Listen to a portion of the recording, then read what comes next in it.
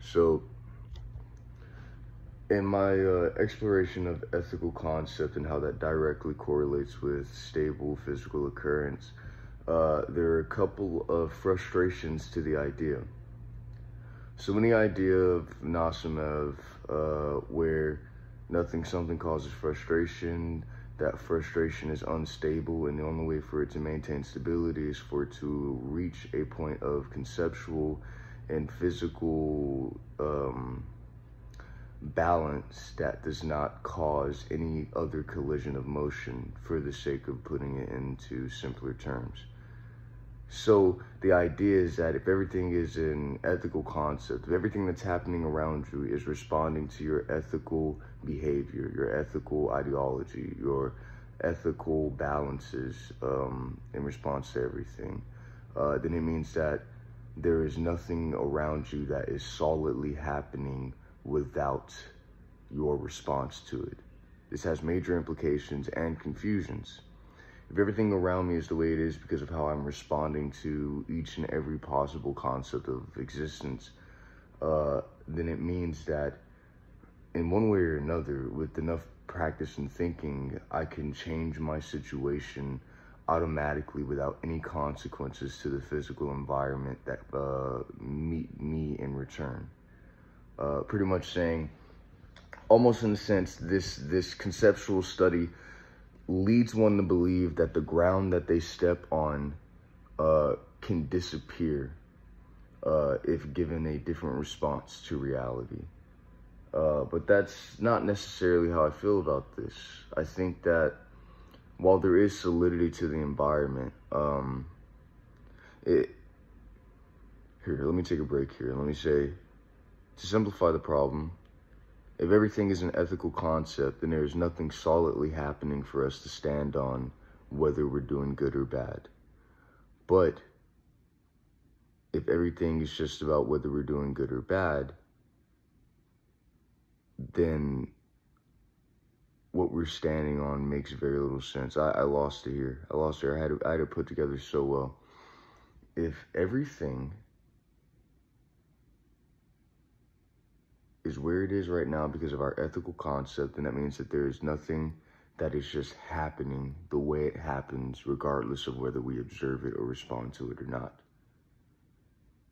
The confusion here is that it takes away the idea that there is something solid for us to exist on before we ever interact with life.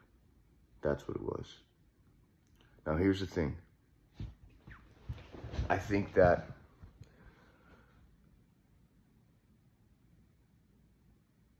both statements are true and false. Very, very, very, very unproductive thing to say, honestly. Very unproductive thing to add. But it's like this. While there is a solid part of life, you can assume, I assume, that all the parts of life that are solid are inherently ethical as they are. All the parts that are genuinely solid, whether we interact with them or not, are ethical as they exist, regardless. And that the parts that aren't solid, the parts that become frustrated, the parts that become confusing, the parts that become articulated in response to every single individual, is where there is a loss of solidity, and thus ethical concept is explored. So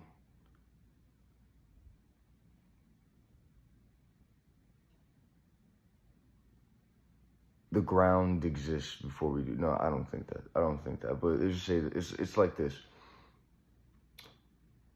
If you, in your exploration of existence, can piece together how it is ethically stable for you to have certain experiences, certain controls, and certain privileges, both intellectually, socially, ethically, and physically, then it can occur without problem.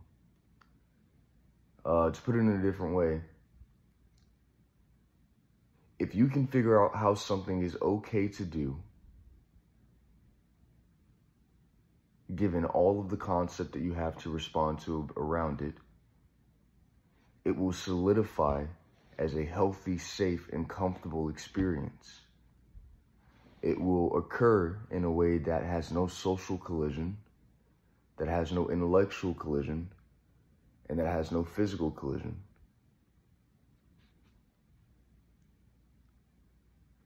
And so, going back to the reason behind this video, the idea here is that there's a confusion.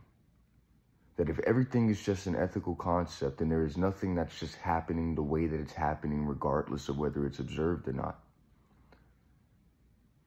While that is true at that extent, we can still conceptualize the concept here. What I mean is, while there may be nothing happening the way it's just happening, regardless of whether observed or not, that is happening regardless of whether observed or not. What I mean is, in the law, where nothing is just happening the way that it is when it is not observed, that law is still occurring whether observed or not. It's an interesting little confusion. It's like a balance within. It's a balance that allows for it's solid balance that allows for fluctuation and exploration of experience. It's a good structure. So to summarize the video right quick, because I'm gonna go back and get some more rest. What I'm saying here is that everything that you think has a regular, still, solid response, regardless of what happens, may be completely different to somebody else under a different ethical concept of reality. And the idea that there is nothing that just happens the way that it does permanently creates a loss of solid security in the physical change of the environment. However, if you hold too much on to that physical solidity, then you can never change your experience into something that you want. The way things are, they are solidly that way. The way that people act, the way that people are thinking, the way that the situation is around me. It's solid as of now, but there is still a state of fluidity that allows for me to get into a different situation, a different social setting. While this flesh appears to be hard, in this moment, it is not so hard that this flesh cannot find itself existing in a different moment with different social settings, structures, and rules. So while there's solidity, there is also a state of non-solidity that allows for me to create new solid concepts as I interact with it.